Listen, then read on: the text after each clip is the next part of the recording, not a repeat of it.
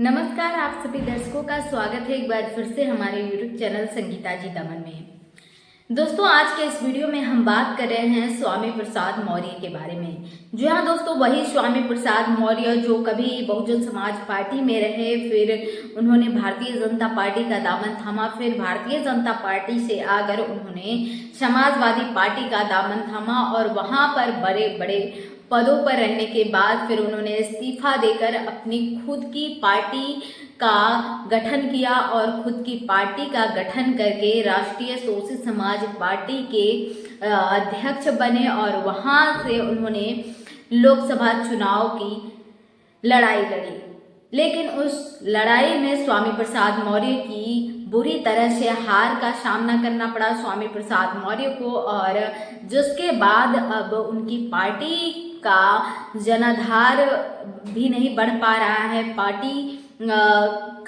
Party बहुत ही बुरी दौर से गुजर रही है। स्वामी प्रसाद मौर्य के लिए ये बहुत बड़ा संकट का समय है, बहुत बड़ा स्वामी प्रसाद मौर्य को झटका लगा है। अब स्वामी प्रसाद मौर्य लगातार ये प्रयास कर रहे हैं कि अपनी राजनीति और राजनीतिक करियर को बचाने के लिए वो अब किसी अन्य पार्टी का सहारा लेना चाहते हैं। तो दोस्तों, इस समय अभी यहाँ पर स्वामी प्रसाद मौर्य का बेहतर रिश्ता चंद्रशेखर आज़ाद रावण के साथ भी है, क्योंकि स्वामी प्रसाद मौर्य जब कुशीनगर लोकसभा सीट से चुनाव लड़ रहे थे तो चंद्रशेखर आज़ाद उनके लिए प्रचार करने के लिए आए थे। कुशीनगर लोकसभा सीट पर स्वामी प्रसाद मौर्य के लिए चुनावी रैलियां की, प्रचार प्रसार करने का काम किया।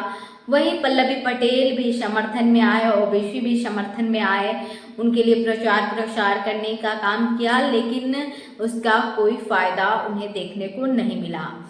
लेकिन दोस्तों, यहाँ पर बात हो रहा है स्वामी प्रसाद मौर्य के बेहतर रिश्ते को लेकर। तो यहाँ पर चंद्रशेखर आज़ाद के साथ भी बेहतर रिश्ता है, लेकिन कहीं ना कहीं स्वामी प्रसाद मौर्य बहन कुमारी मायावती की ओर रुख करते हुए नजर आ रहे थे। लेकिन जिस तरीके से चुनावी रैलियों के बाद जो कुशीनगर लोकसभा सीट से उन्होंने पर्चा भरने का काम किया, तो ये कयास यहीं पर खत्म हो गए कि स्वामी प्रसाद मौर्य का गठबंधन का तारीख जैसे ही तय होने जा रहा था, स्वामी प्रसाद मौर्य ने कुशीनगर लोकसभा सीट से राष्ट्रीय शोषित समाज पार्टी के टिकट पर पर्चा भरने का काम कर दिया। तो दोस्तों, यहाँ पर ये कयास लगना यहीं पर बंद हो गया कि स्वामी प्रसाद मौर्य अब बहन कुमारी मायावती के टिकट पर चुनाव लड़ेंगे। लेकिन कयासों का दौर यहाँ पर फिर से तेज हो गया है। उपचुनाव को लेकर उत्तर प्रदेश में उपचुनाव है और उपचुनाव को लेकर बहन कुमारी मायावती भी लगातार तमाम ऐसे पैतरे आजमाती हुई नजर आ रही हैं ताकि चुनाव में उनकी जीत हो सके। उपचुनाव में, उत्तर प्रदेश के उपचुनाव में लगातार बहन कुमारी मायावती जिस तरीके से लगातार हार का सामना करना पड़ रहा है बहन कुमारी मायावती को, यहाँ पर भी बहन कुमारी मायावती लोकसभा चुनाव में उनको करारी हार का सामना करना पड़ा। उनको लोकसभा में एक भी सांसद नहीं भेजने का काम किया बहन कुमारी मायावती ने। लोकसभा में एक भी सांसद नहीं है, विधानसभा में एक विधायक है। तो ऐसे इस तरीके से तमाम ऐसे जो बहन कुमारी मायावती को हारें मिली है, इस वजह से बहन कुमारी मायावती ने अपनी रणनीतियों को बदलने का काम किया है और बहन कुमारी मायावती लगातार कई ऐसे प्रयास किए जा रहे हैं, कई ऐसे अहम फैसले लेती जा रही हैं। ST/SC रिजर्वेशन को लेकर बहुत दशकों बाद ऐसा लगता है कि बहुजन समाज पार्टी के कार्यकर्ता सड़कों पर प्रदर्शन करते हुए नजर आए। ऐसा माना जा रहा था कि बहुजन समाज पार्टी में अब जाकर कुछ ताकत देखने को मिली है। नहीं तो बहुजन समाज पार्टी के कार्यकर्ता घर पर ही अपना काम करते थे और बहन कुमारी मायावती भी कहीं नहीं दिखने को नजर आती थी।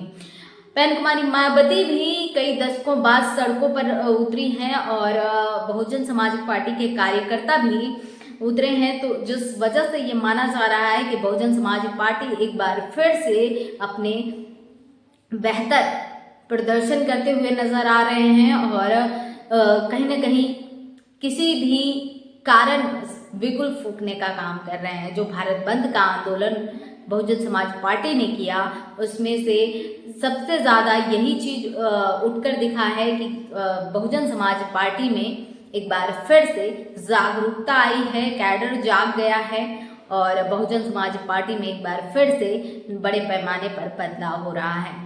तो यहाँ पर उपचुनाव के लिए उत्तर प्रदेश में उपचुनाव है, हरियाणा में उपचुनाव है। स्वामी प्रसाद मौर्य लगातार स्वामी प्रसाद मौर्य को ये कयास लगाए जा रहे हैं लेकर कि स्वामी प्रसाद मौर्य बहन कुमारी मायावती के साथ आ सकते हैं। दोस्तों, बहन कुमारी मायावती अगर स्वामी प्रसाद मौर्य को अपने साथ लेती हैं तो दलित वोट बैंक जो है वो कहीं ना कहीं ओबीसी एसटी जो वोट बैंक है वो कहीं ना कहीं बहन कुमारी मायावती के खाते में जाते हुए दिखाई देगी, क्योंकि स्वामी प्रसाद मौर्य भी ऐसे चेहरे हैं जो अकेले अपने दम पर 27,000 वोट लाने का काम किया है। तो स्वामी प्रसाद मौर्य के साथ भी तमाम वोट बैंक है एसटी ओबीसी एससी समाज के जो स्वामी प्रसाद मौर्य के समर्थक रहे हैं। तो यहाँ पर स्वामी प्रसाद मौर्य के साथ आने में बहन कुमारी का फायदा दिखाई दे रहा है, लेकिन क्या बहन कुमारी मायावती स्वामी प्रसाद मौर्य को अपने साथ लेकर आएंगी? क्या मायावती स्वामी प्रसाद मौर्य के साथ गठबंधन में आएंगी या फिर स्वामी प्रसाद मौर्य खुद अपनी पार्टी का विलय करके बहुजन समाज पार्टी के चुनाव में अब बहुजन समाज पार्टी के टिकट पर चुनाव लड़ते हुए नजर आएंगे? क्योंकि यहाँ पर उनकी बेटी संघमित्रा मौर्य जो है उनके भी राजनीतिक भविष्य का सवाल है, क्योंकि स्वामी प्रसाद मौर्य की बेटी संघमित्रा मौर्य भी इन सारे चीज़ों में उनका जो कहीं ना कहीं राजनीतिक भविष्य है वो खत्म होता हुआ नजर आ रहा है। कहीं ना कहीं उन्होंने अपने बयानों में कहा था कि भारतीय जनता पार्टी कोई बड़ी जिम्मेदारी देगी, लेकिन ये देखने को नहीं मिला। उनका सांसदीय पद छीना गया, उसके बाद उनका टिकट काट लिया गया, उसके बाद जो है उनको भारतीय जनता पार्टी में कोई भी बड़ी जिम्मेदारी नहीं दी गई। तो कहीं ना कहीं इन सारे वजहों के वजह से संघमित्रा मौर्य भी अब अन्य पार्टी की ओर इशारा कर रही हैं, अन्य पार्टी की तलाश में है जो कि अपनी राजनीतिक भविष्य को बचा सके। अपर्णा यादव भी भारतीय जनता पार्टी में रहकर कहीं ना कहीं अब भारतीय जनता पार्टी को दरकिनार करने की कोशिश कर रही है, क्योंकि भारतीय जनता पार्टी में भी उनको कोई बड़ा पद नहीं दिया गया। वहां पर उनके परिवार में हर कोई सांसद है, लेकिन भारतीय जनता पार्टी में उन्हें कोई बड़ी जिम्मेदारी नहीं दी गई। तो इस वजह से अपर्णा यादव भी नाराज चल रही है भारतीय जनता पार्टी से। आने वाले समय में हो सकता है अपर्णा यादव भी भारतीय जनता पार्टी से बगावत करती हुई नजर आए। इस पर आपका दोस्तों क्या कुछ कहना है कमेंट सेक्शन में जरूर बताएं।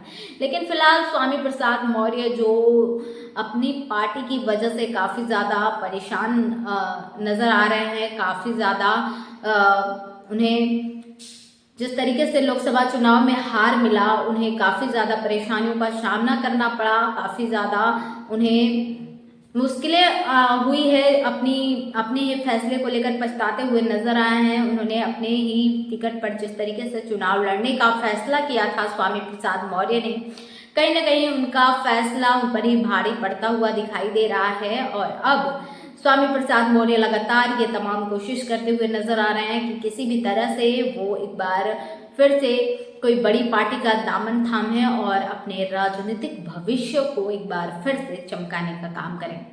इस पर दोस्तों आपका क्या कुछ कहना है कमेंट सेक्शन में जरूर बताएं। मिलेंगे नेक्स्ट वीडियो के साथ, लेकिन इससे पहले आप सभी दर्शकों से ये रिक्वेस्ट करना चाहूंगी कि अगर आपने चैनल को सब्सक्राइब नहीं किया है तो प्लीज़ चैनल को सब्सक्राइब करें और अपने दोस्तों में वीडियो को शेयर करें और वीडियो को बिना स्किप किए लास्ट तक जरूर देखें। इजाज़त चाहूँगी इसी के साथ। नमस्कार, जय भारत, जय संविधान।